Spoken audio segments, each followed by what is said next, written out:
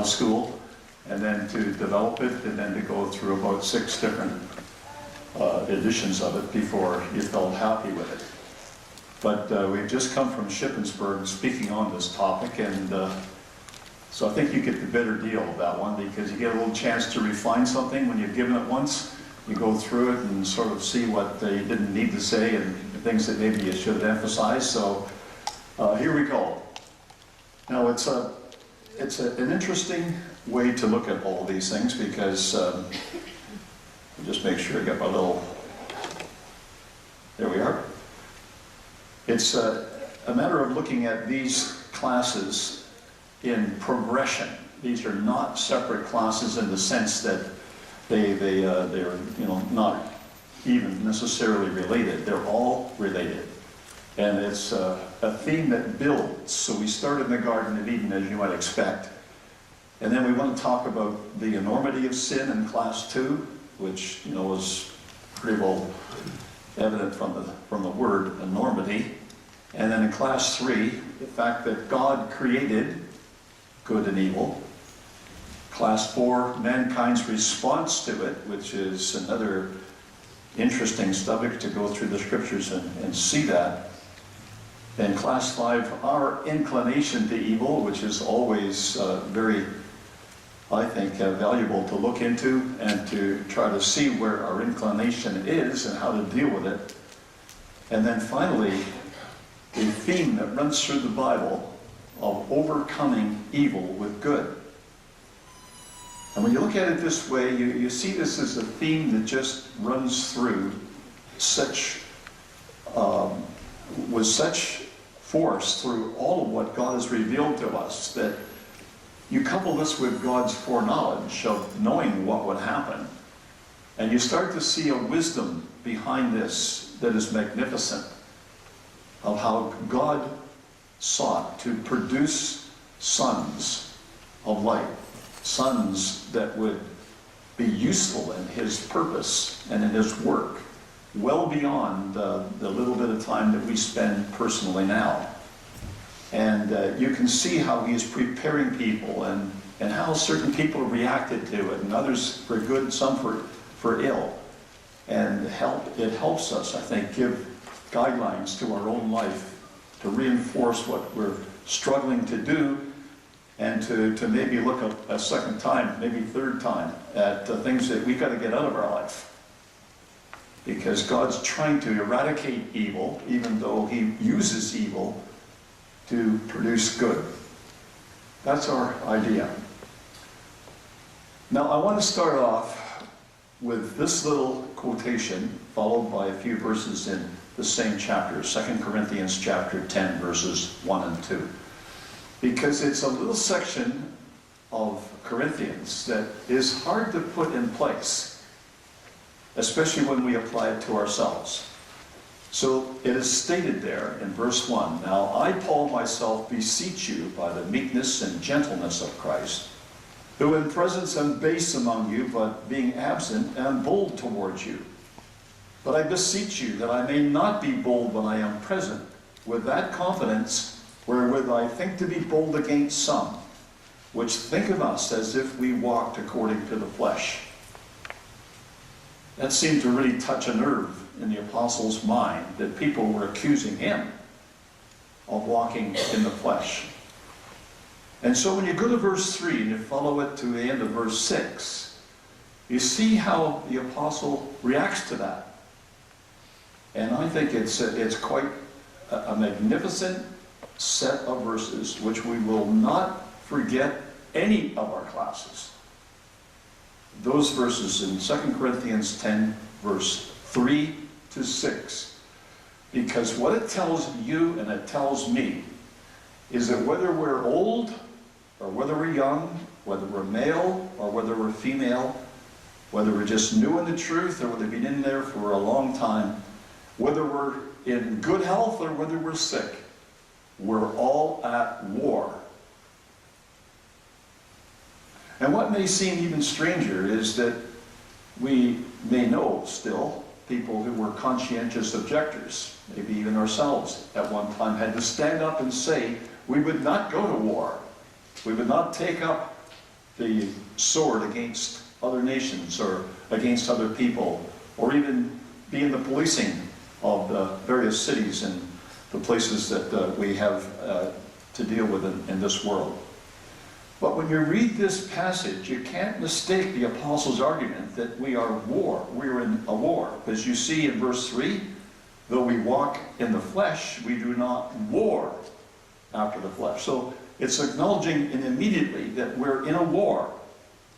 And then he goes on to say the weapons of our warfare are not carnal or fleshly, but mighty through God to the pulling down of strongholds, casting down imaginations, and every high thing that exalteth itself against the knowledge of God, bringing into captivity every thought to the obedience of Christ, and having in a readiness to revenge all disobedience when your obedience is fulfilled. So it's obvious that the apostle is using the terms of warfare to describe our walk in the truth. And he's not leaving any of us out. Like even in your sick bed, you can't forget this set of verses or this idea that the apostle is laying out before us. So, war in verse 3, you got warfare in verse 4, you got the structure of war and casting down and pulling down. Those are demolition terms. Every high thing that exalteth itself, so you're looking at things that you need to deal with, bringing into captivity, readiness to revenge, they're all terms of warfare. So it seems to me, and it did when I first was thinking of this, that we need to put some flesh on this. Like we really need to understand, how is it in our life that we would ever do those things? Is it just a picture we have of the Apostle Paul and what he may have been doing, or is there something in the life of every one of us where that has to be the case? So we're thinking of these terms all the time, pulling down and casting down and bringing into captivity. But you link that with what happened in the Garden of Eden, and this picture starts to become much clearer. So the tree of the knowledge of good and evil. We're told in Genesis 2 verse 9 that out of the ground made Yahweh God to grow every tree that is pleasant to the sight and good for food. The tree of life also in the midst of the garden, and the tree of the knowledge of good and evil. There can't be any doubt that God knew what he was doing when that tree was placed there. And further, and when he said in chapter 2 verses 15 to 17, and Yahweh God took the man and put him in the Garden of Eden to dress it and to keep it. And Yahweh God commanded the man, saying, of every tree of the garden thou mayest freely eat, but of the tree of the knowledge of good and evil thou shalt not eat of it. For in the day that thou eatest thereof thou shalt surely die. Now sometimes when we're trying to make this ours, we're trying to make it have a personal application, you need to see that essentially that's saying the tree is poisonous. Deadly poisonous. You eat that tree, expect to die. Because sometimes we look at it as, well, it's just one of the commandments that God gave, and that's, if you eat that, you're going to die for breaking the commandment. But God has made it clear to them that when you eat that tree, it will be like a poison in the sense that it will lead to death. And a deadly sin it would be for a person to partake of it. Now, that Adam and Eve understood this is pretty obvious from what Eve said. So in chapter 3, verse 2, the woman said unto the serpent, we may eat of the fruit of the trees of the garden, but of the fruit of the tree which is in the midst of the garden, God has said, you shall not eat of it, neither shall you touch it, lest you die. Now, the original commandment said nothing about touching, but that's Eve's understanding. Don't touch it, lest you die. But you see, that idea of touching it fits so well into the rest of the scriptures that you can't just dismiss this as Eve adding to it. Because I think if you look at the New Testament and you see a principle that we're going to be looking into, that is that you don't make provision for the flesh. If anybody was going to eat it, the first thing you'd have to do is touch it. It's getting too close to it. So you may imagine that in conversation that she would have had with the Elohim, they were telling her, don't touch it. Because touching will lead to eating. You're getting too close to them. You don't flirt with these things. You avoid them. You get away from them. And you can start to see when you look at this way back in Genesis, that the ideas that we get around how to deal with sin in all parts of the Bible really are rooted here in what happened initially. But she's in conversation with the serpent. And the serpent in verse 4 said to the woman, "You shall not surely die. For God doth know that in the day you eat thereof, then your eyes shall be opened, and you shall be as gods, knowing good and evil." Well, when you get that close to it, that you're prepared to touch it, when you're getting that close to it, you're prepared to get a second opinion. You know how that, fares in today's world when people don't accept the first, they want a second opinion. We've done it ourselves a number of times. But here, it was not a very good thing to do, because it was a second opinion when God had said what she should do initially. Can you see any application of those kinds of things in our own life?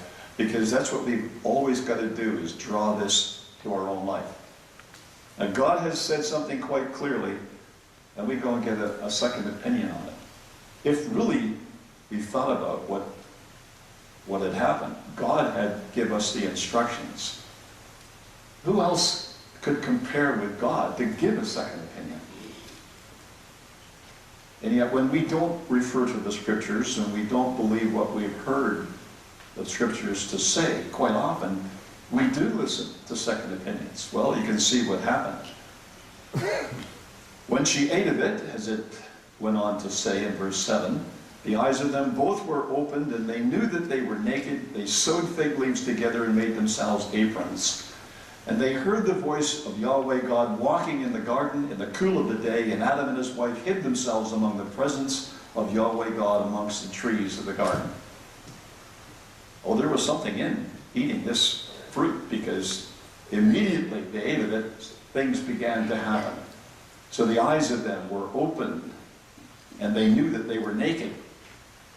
Now that takes a little pondering to actually, some fascinating thoughts associated with that, and what it means that their eyes were opened.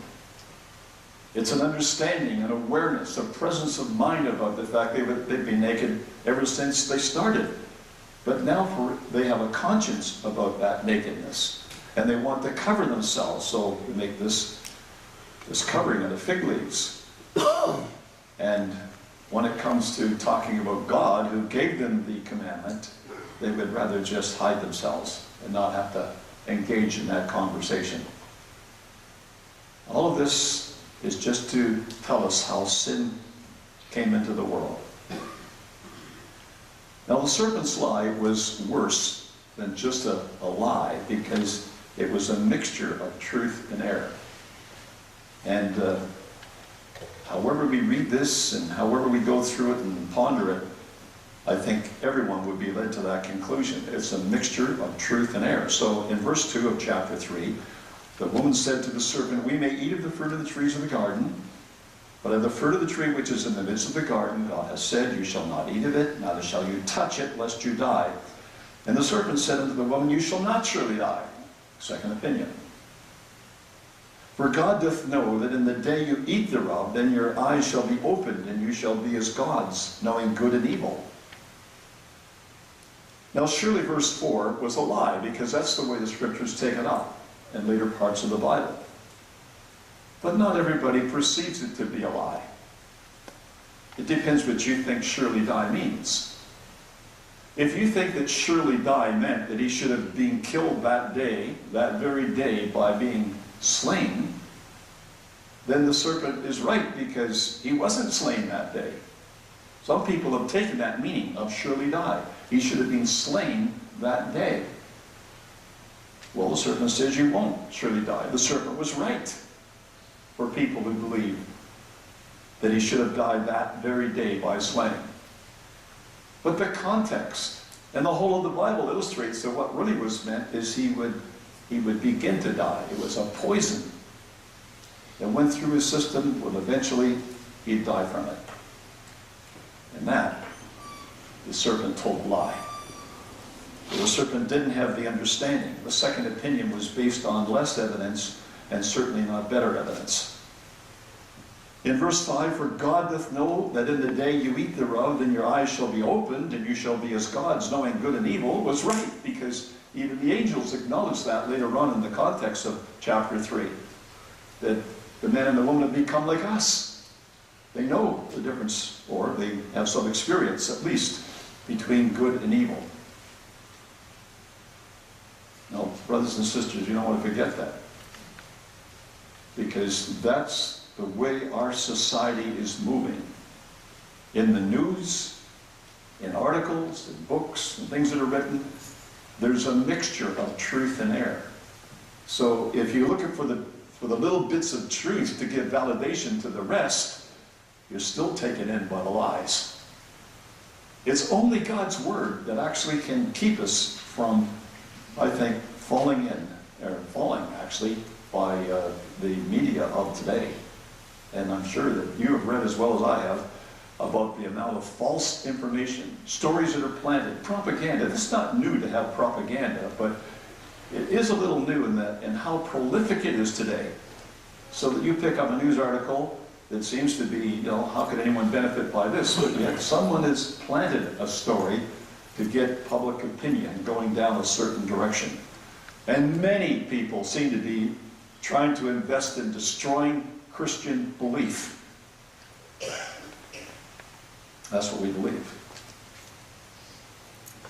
You've got to be on the defensive, brothers and sisters. It's a war that we're fighting. We're people who are trying to put across things that are partly right and partly wrong. Trying to get us to believe the wrong part because some of it is partly right. That just is true in so many areas. So God said to the serpent, because thou hast done this, thou art cursed above all cattle, above every beast of the field. Upon thy belly shalt thou go, and dust shalt thou eat all the days of thy life.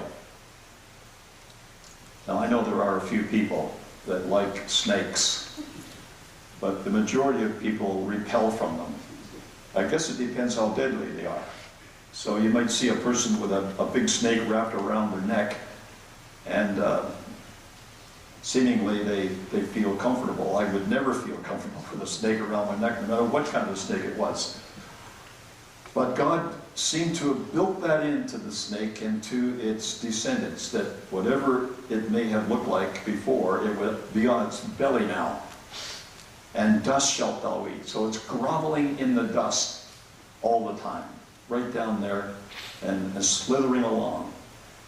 And if that makes you dislike snakes, it does that for me too. But that verse 15 in the conversation or in the judgment on the serpent is very valuable for us, because we see that again and again occurring in the scriptures, that God said, I will put enmity. Now the word enmity, at least in Canada, is not a word you hear very often. You don't hear it from the platform, you don't hear it in public very often. So we might not really feel the idea of what enmity is. It's hostility. Hostility between thee and the woman. So if a woman is really upset because she sees a snake, well, I mean, that's what we see this idea to be, that there's hostility between thee and the woman, and between thy seed and her seed. How much more, in a figurative sense, to match what the Bible is really trying to address. It shall bruise thy head, thou shalt bruise his heel. So we see prophecy being extended right away in terms of what happened in the garden.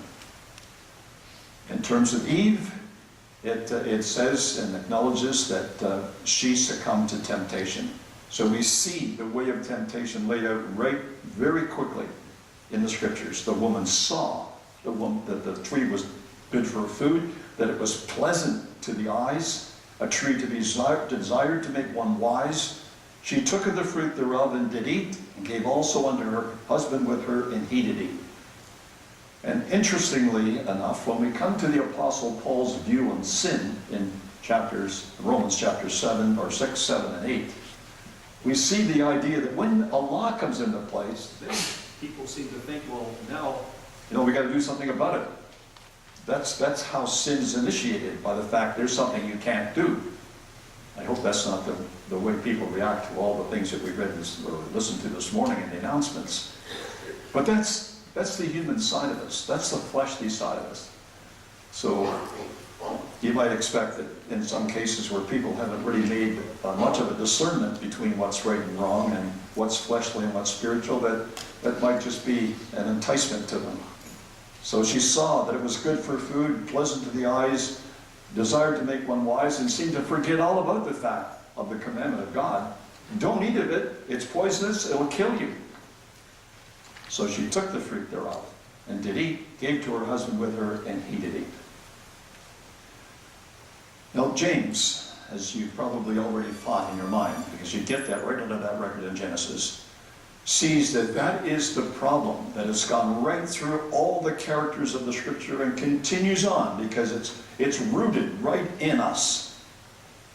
James 1 verse 13, let no man say when he's tempted, I am tempted of God. God cannot be tempted with evil, neither tempteth he any man. But every man is tempted when he's drawn away of his own lust and enticed. And when lust hath conceived, it brings forth sin, and when sin is finished, it bringeth forth death. So Christadelphian is probably one of the very few denominations that really look this way at sin and at the problems that get us into sin. See it in verses 14 and 15. But there's a bigger problem behind this, and we're going to spend a fairly large part of the class just on this concept, in fact, in these 3 verses. Because we need to sort out what it means that when let no man say when he's tempted, I'm tempted of God, for God cannot be tempted with evil, neither tempteth he any man. But then we read in places in the Scriptures where God did tempt Abraham. That's the language of it. So we need to be able to sort that out. And one of the interesting things is that you may have picked up here, but the Pope had something to say about this. And in his wisdom, he said that the Lord's Prayer really needs to be changed because temptation is not God. That's the devil. That's Satan. That's his department. God would never do this. So when we see those kinds of challenges, let us accept the challenge and see whether the Bible really does pan out in that way. So we're going to be coming back, Lord willing, to those 3 verses. For us this morning, it's just temptation, drawn away of one's lust, enticed by it, and lust when it's conceived. Very interesting word that it should use, conceive in that sense.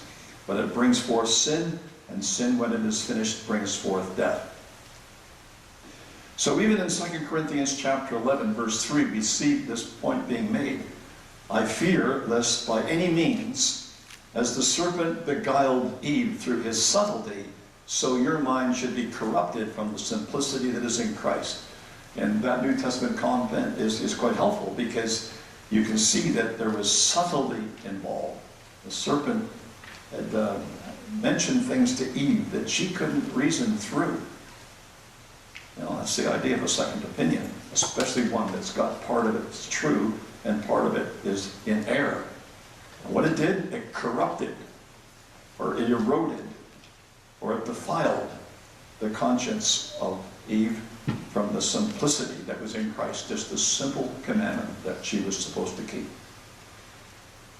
And it says in chapter 3, verse 16, that unto the woman he said, I will greatly multiply thy sorrow and thy conception. In sorrow thou shalt bring forth children, and thy desire shall be to thy husband, and he shall rule over thee. Now we have to understand this, brothers and sisters. It's not that it's just up for grabs as to what this means. It's what it says. I will greatly multiply thy sorrow and thy conception. In sorrow shalt thou bring forth children, and thy desire shall be to thy husband. So there's a number of people wondering where Cain got his wife from. And I've come up with this idea that it must have been from some other living species, of hominoids or something, because he couldn't figure out how he could get his wife.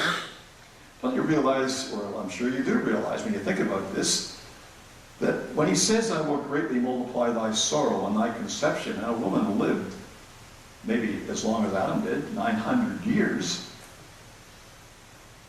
And if she was fertile with the sense of being able to conceive and have children for 300 years, can you imagine the number of children she may have had? Just 300 years. Because this was part of what God said was her judgment. And we're going to get into the class being led by a little bit of a quotation from Elpha's Israel to illustrate how this goes together. That I will greatly multiply thy sorrow and thy conception. In sorrow thou shalt bring forth children. So a little more is coming up on that.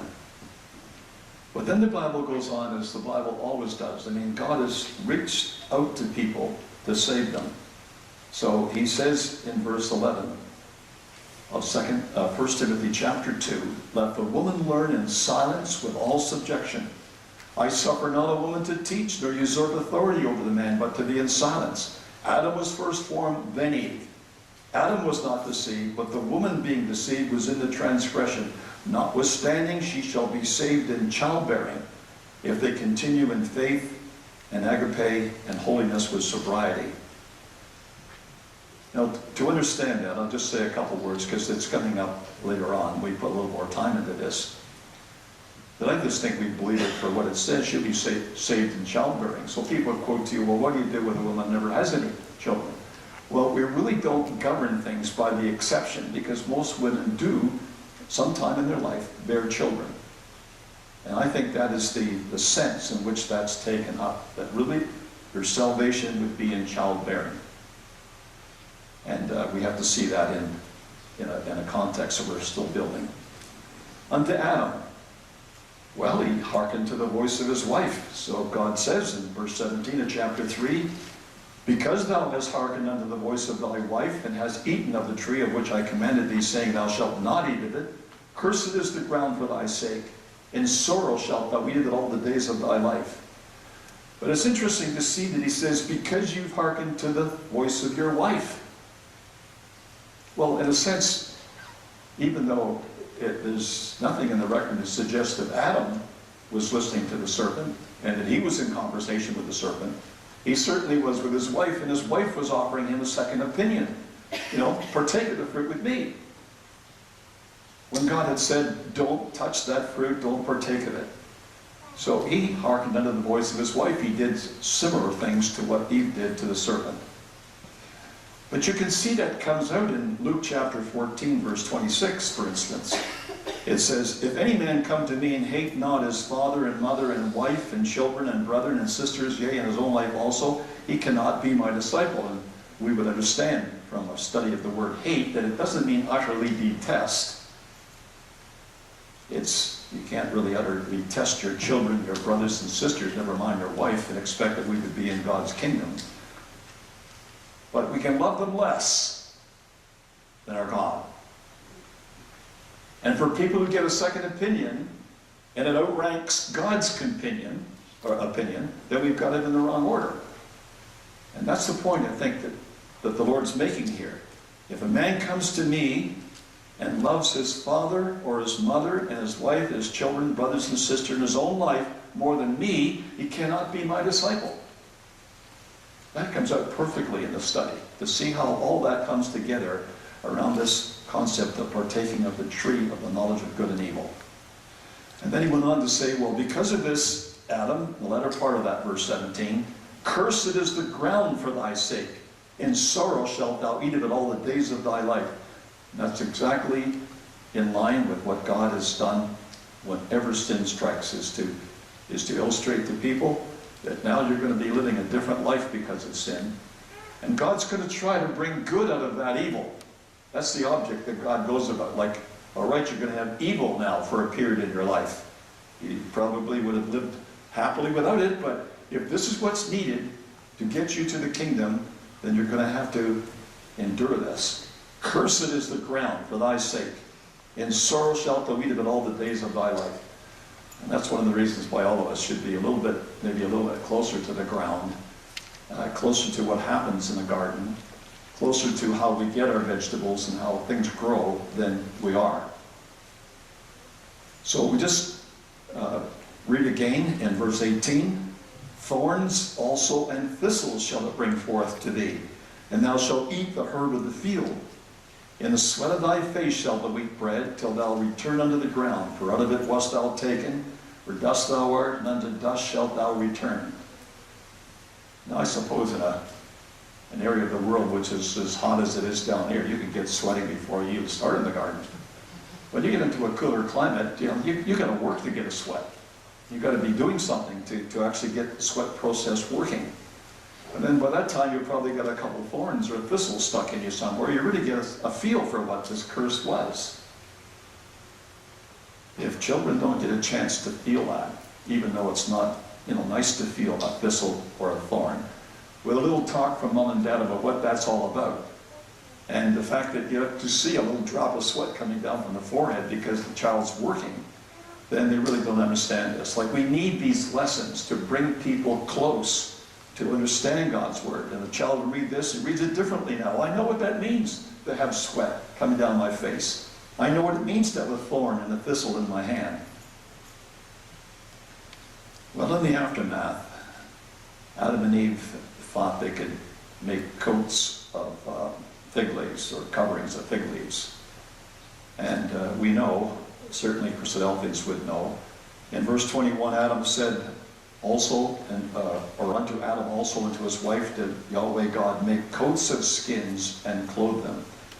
And it's always interesting to see the way God introduces the term. Like, he didn't say, and I had to go out and kill animals and blood was shed. And he just said, make coats of skins.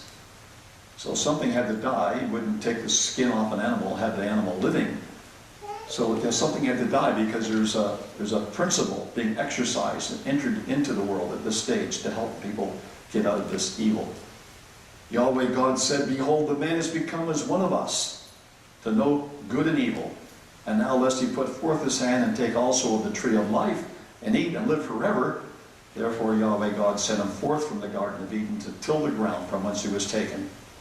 So he drove out the man, and he placed at the east of the Garden of Eden cherubims and a flaming sword, which turned every way to keep the way of the tree of life. The tree of life can't be gained without going through a period of good and evil, which men and women have brought on by sin. So there's some major principles involved in that. We've got to bring that out as we go through the class. Now, this is the first major lesson for today. And this is the one I want to have stick with you if you can. A first-time experience. Now, there's lots of experiences that we have for the first time. Not always can we remember the very first time that we experienced something, but it goes from the first time you took your kid to a ballpark. It goes from the first experiences of marriage. It's the first time that we have experienced getting into a partnership with a person that isn't in the truth. All these, there's all kinds of first-time experiences, but if we look at this Genesis record, we can really see what's wrong with a first-time experience. In other words, we should be careful upon engaging in exciting first-time experiences. Quite often, because we work in an occupation and someone gives us a couple tickets. Oh, these tickets are worth $100 or something each. But that's not necessarily a reason to go out and to whatever the ticket's for. To think about that. If this is a first-time experience, maybe better give the tickets to somebody else or just refuse them. Because there's a reaction to a first-time experience. Especially those that invite one to learn by trial and error. You see, if you don't really believe what God says, you're looking at a second opinion, and the person says, well, you just try it. Tell me what happens. But there's a reaction to trial and error, which could be lethal. We have to think about that. And however it may occur to us to think about that from something that someone took, and there was a lethal response to it. I remember one of my relatives, distant relative, but they left, this is going back 50 years ago. But he had a bottle of aspirins that he didn't keep away, and a child got into it because these are little pills, saw Daddy taking these. He took as many as he could, and that was the end of it. That was deadly. There are things that we can't afford to do by trial and error.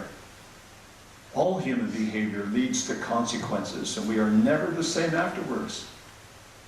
Like, that's the problem. We can't get rid of it. If it was physical, it may just be that we have a physical problem related to it. But if it's mental, it's just that we can't get that experience out of our mind. That experience was so exciting that we find ourselves lapsing into thinking about it again and again and again. We can't erase that from our minds.